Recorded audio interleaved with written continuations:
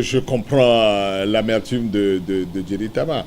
Mais si vous nous avez suivis au cours de notre conférence de presse de la dernière fois, nous avons dit que ce que nous sommes en train de proposer ou ce que nous sommes en train de faire tient compte des expériences du passé. On a déjà fait des regroupements avec celui dont vous évoquez le nom. On a vu comment ça s'est terminé. Quels sont les comportements des uns et des autres pour que Arc-en-Ciel, par exemple, se termine en queue de poisson. Alors, lorsque vous voulez recommencer quelque chose, il faut réfléchir pour savoir, au moins pour ceux qui vont constituer la base, il faut le faire avec ceux qui peuvent s'entendre dès le départ. Et donc, nous avons effectivement lancé ce mouvement des 6 là, en partant de ceux qui peuvent estimer partager quelque chose de solide dès le départ. On a dit que la porte est ouverte, tout le monde peut venir, puis surtout concernant des sujets comme les réformes. Et bon, lorsque vous avez la conviction que le sujet que vous prenez, ceux qui viennent avec vous, vous allez avoir la même interprétation des choses. Vaut mieux constituer ce socle-là plutôt que d'aller prendre dès le départ des gens qui vont peut-être prendre la position diamétralement opposée à la vôtre et qui feront que vous n'allez jamais vous entendre.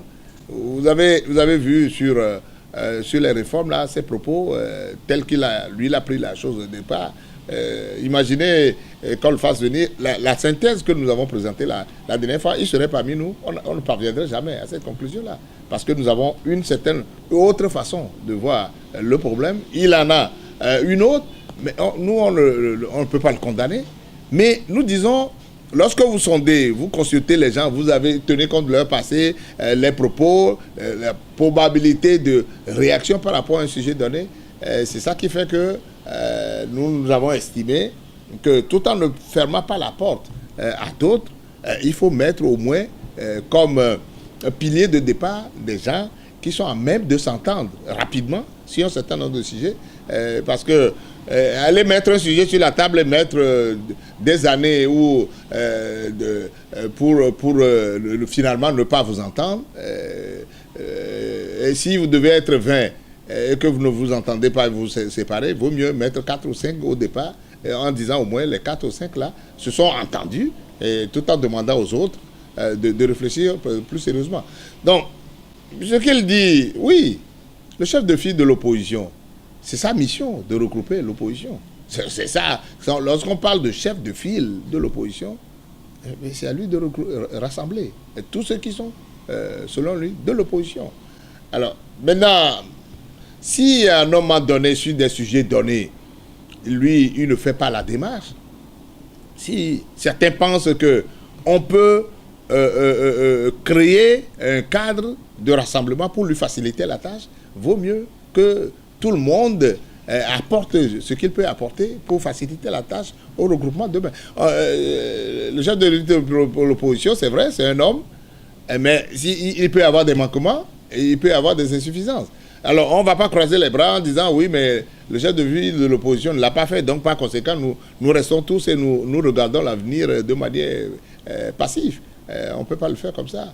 De manière passive. On dit souvent que nul ne plaide pas procureur. Si le chef de l'UFIL ne le dit pas lui-même, je ne sais pas pourquoi Jerry Tama, lui, va s'en offusquer, que d'autres regroupements des partis politiques sont regroupés en dehors du chef de file de l'opposition, donc ils ont mal fait.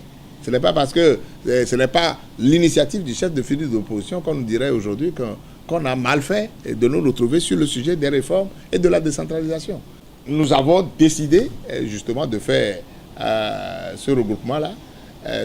Et j'ai entendu le chef de file de l'opposition réagir par rapport à ce regroupement. Il n'a pas trouvé d'inconvénient du tout que la chose, nous, on ait des regroupements.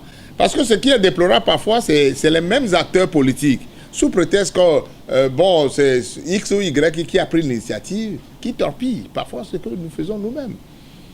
Si le chef de file lui-même n'a pas trouvé d'inconvénient qu'un certain nombre de partis politiques se regroupent et que peut-être à terme, le regroupement là s'élargisse à d'autres regroupements, mais moi, chapeau. Nous devons laisser tomber la politique politicienne.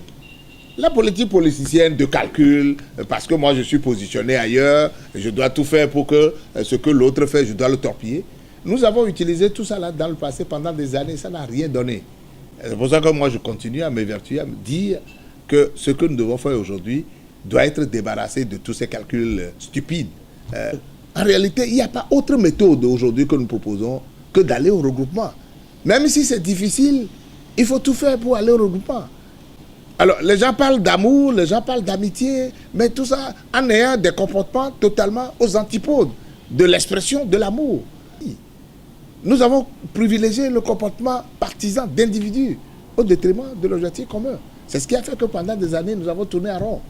Alors, ceux qui viennent, ceux qui étaient anciens avant, qui sont revenus sur scène, doivent tenir compte du rôle négatif que chacun a joué dans ce pays. Et du rôle négatif, on en a joué. Mais si on croit qu'on est vierge, alors qu'on a posé des actes immondes dans le passé, des actes inimaginables, pour bloquer le processus même au niveau de l'opposition, et on revient aujourd'hui comme des saints, pour dire, ah oui, ben ok, bon voilà, c'est une question de méthode et tout ça. Mais tout ça là, c'est puéril, et ça ne donnera absolument rien.